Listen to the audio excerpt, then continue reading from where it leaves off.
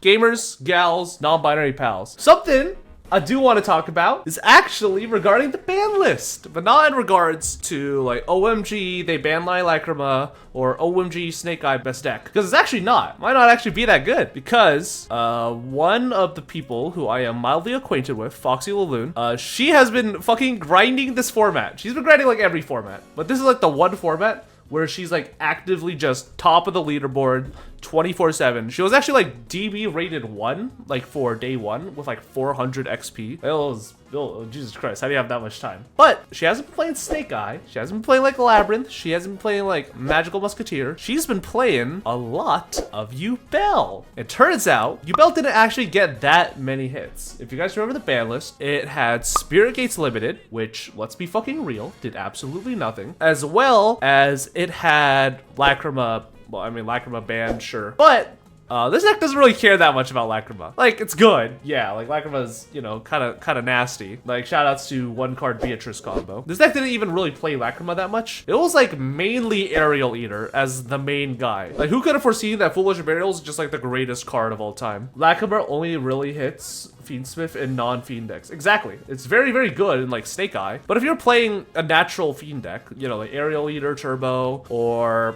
whatever, like Aerial Eater is just objectively the way better card. As well as the fact that this deck can just like make Caesar and isn't forced to pigeonhole itself into like Desiree or Beatrice like older decks. Because this deck naturally sets up Omnis. Remember that is the bringer of end times? Yeah, that guy.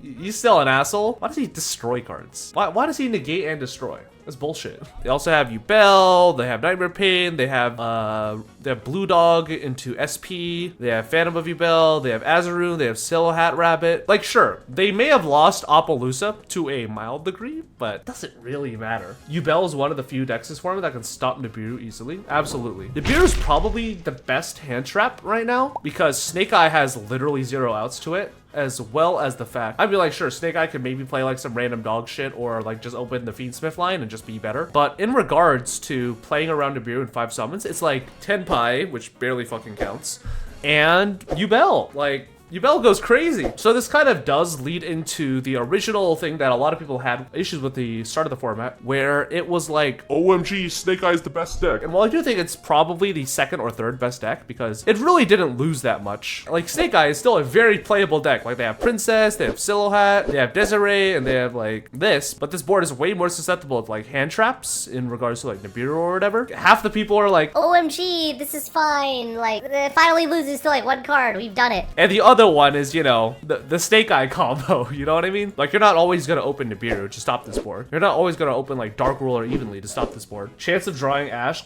got from 85 to 78%. That's it pretty much. Exactly. Like, let's not pretend that like every deck is playing 40 cards, especially the Snake Eye decks. But you still have like Snake Eye Ash, Triple Bonfire, and then we still have 1 for 1. Like, going from 3 copies to 1 copies definitely really does hurt. But going from 7 copies to 5 copies, just, it doesn't matter. It just doesn't matter. 3 Diabel as well. Oh yeah, OSS. Yep. This card still exists. Why? Who knows? Fuck it. I hate this. Good format. So we're just in like this very weird scenario where Snake Eye might not be the literal best deck in the room, but it's definitely gonna be way more represented compared to like Yubel. And again, that's not to say like Yubel is still like the best deck as well. The main reason why Yubel wasn't as represented as it originally once was is because Yubel has a really weird, because this is the issue, in the sense where sometimes it can play through hand traps and sometimes it loses the Ash Blossom on Samsara Lotus.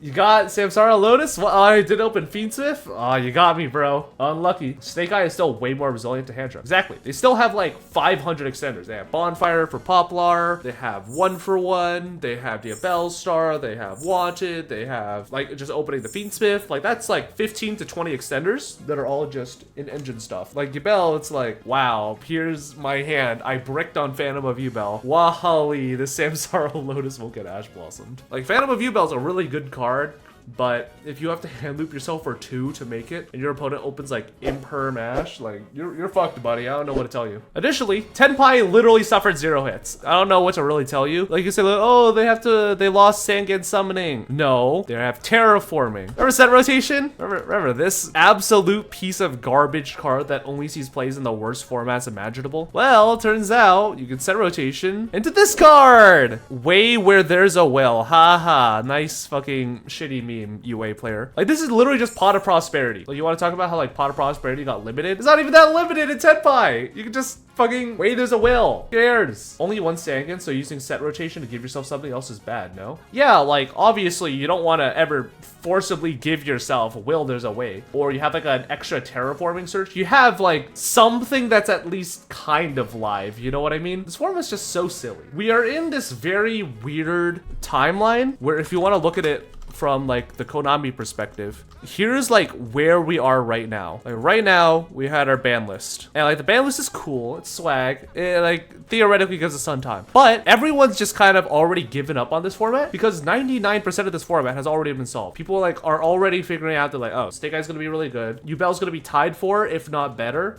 or maybe like just very marginally worse because it can't extend as well. And then 6 weeks from now, we're gonna get Rage of the Abyss, and Rage of the Abyss is gonna have like Furos, which is gonna be the actual greatest card of all time. I'm not even joking. This card is gonna be like as good as Maxi, if not just like slightly worse. As well as all of the archetypes within Rage of the Abyss and all the support out of Rage of the Abyss. Azamita, oh my god. Everyone is saying like, OMG, the Azamita cards aren't actually that good. You can play them in anything. I would like to let you guys know very, very clearly that the Azamita cards search Sinful Spoil cards. And oh, what's that? What's a Sinful Spoil card that exists? Come to me, my original Sinful Spoils. I too will summon your level 1 Snaky Wakey. Come to be tarnished. Like Azamita is just so fucking clearly out of the gate broken. Like I don't know what to tell you guys. Free Omni negate, free specials, free set, free fusions, blah blah blah blah. It's so silly. At least we have more lore information. That's not a good thing. I don't want more Snake Eye lore. We can just leave it. We can just leave it half baked. It's like the It's like the dual terminal lore. We don't need more of that. But yeah, everyone's already just so mentally checked out of this format that this like 6-week period just doesn't exist in most people's eyes. It's kind of just like the why do I need to care about this? The only real thing that's gonna happen in here is like 1 YCS that most of us aren't even gonna go to. That's probably gonna have another sub 1,000 entry, as well as the fact that like maybe we have worlds. Like we have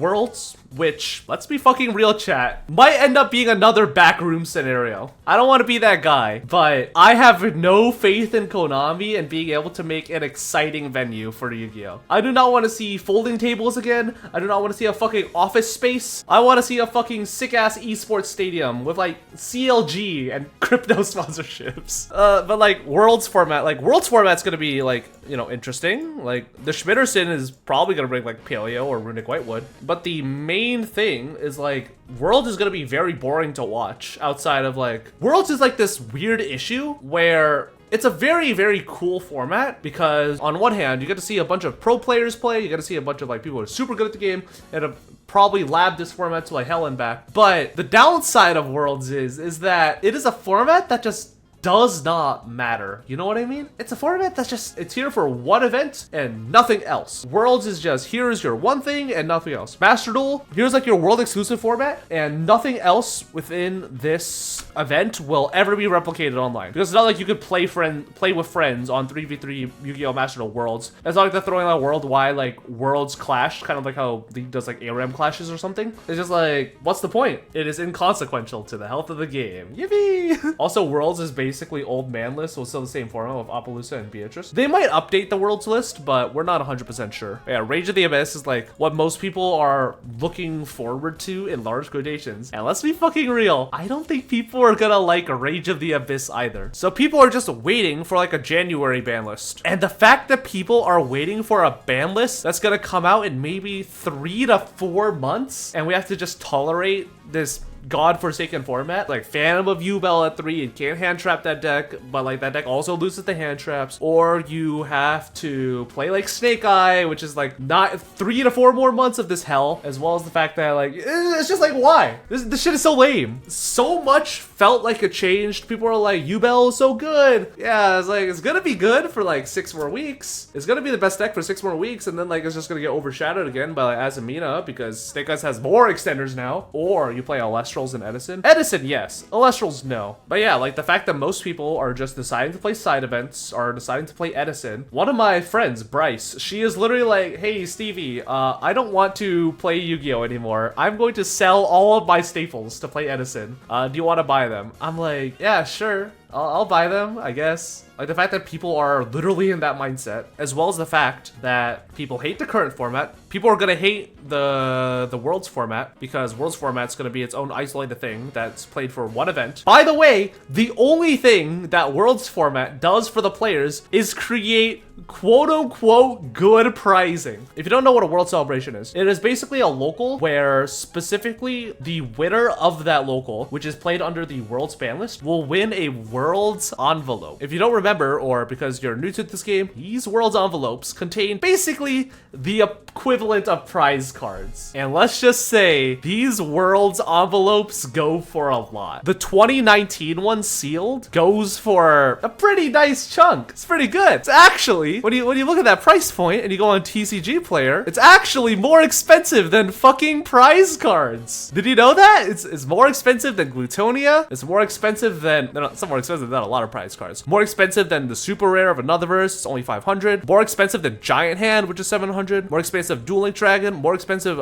Chaos Armageddon. More expensive than Original Diablosis. More expensive than Utopia 93. More expensive than the Vorkjack. More expensive than the Dark Lord ones. But the only ones it's not more expensive is like, you know, stuff like Minerva or like Blood Mephist or stuff like that. Or like the ultra rare prize cards. In which case, is like, you could either top 4 a YCS, or you could win a locals. This is just ridiculous how a locals celebration gives players more prize support than winning a YCS, winning a regional, blah, blah, blah, blah, blah, blah. You telling me they don't get a Switch? Actually, I will take a Nintendo Switch, Konami. I'm gonna be like, if I ever get to participate in one of these, I'm gonna be like, no, I do not want my $2,000 prize cards. I want my Nintendo Switch. But the overall context of Yu-Gi-Oh right now, and just this wibbly wobbly list is just like, it's so ridiculous. Like, it's just such a frustrating place to be in, especially because, like, if you guys don't know, I'm currently suspended, but my suspension theoretically ends in like 9 days. I'm unbanned on the 13th, or I could apply for reinstatement to be specific. But I'm like, do I even want to play this game? Like, do I even really want to play Yu-Gi-Oh right now? Like, I would love to. Like, don't get me wrong. I still want to go to regionals. I still want to go to YCSs and meet you guys. I still want to like meet fans or whatever. Shout out to the one guy I met at Walgreens where I was buying popcorn and he was like, hey, are you Stevie, the drama guy? I'm like, yeah, it's me. But additionally, it's like, I really want to play Yu-Gi-Oh and I really want to like have the Yu-Gi-Oh experience, but I just don't want to play the current format. It's a very frustrating existence to be in. I want to play Edison, I want to play side events, I want to maybe play like a locals event, like a big case tournament or something like that. But it's just like, bleh. It's so bleh right now. Like, Konami, please unban me, first of all. Please accept my re-extendment papers. But second of all, also please fix your game. Please. Thank you guys for watching. This is just another Stevie special where I yap about the same thing for 80 times straight. I will sell this Microsoft painting for $5 million, and leave a comment down below with your bid. Thank you guys for watching. I'll see you guys in the next one.